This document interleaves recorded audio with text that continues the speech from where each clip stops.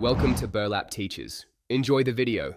In this video, I will show how to open Toyota RAV4 door, only way.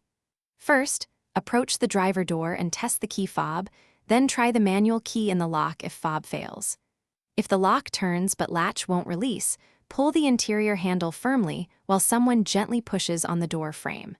Stay calm and work methodically to avoid damage or triggering the alarm system.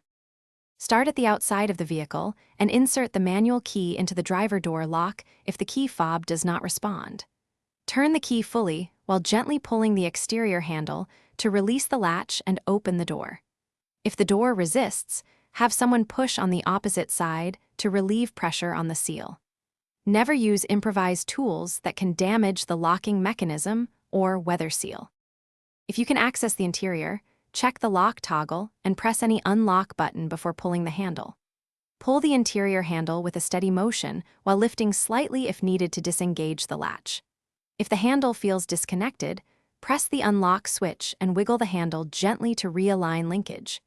If the panel is loose or parts are missing, avoid forcing the mechanism and consider professional repair to.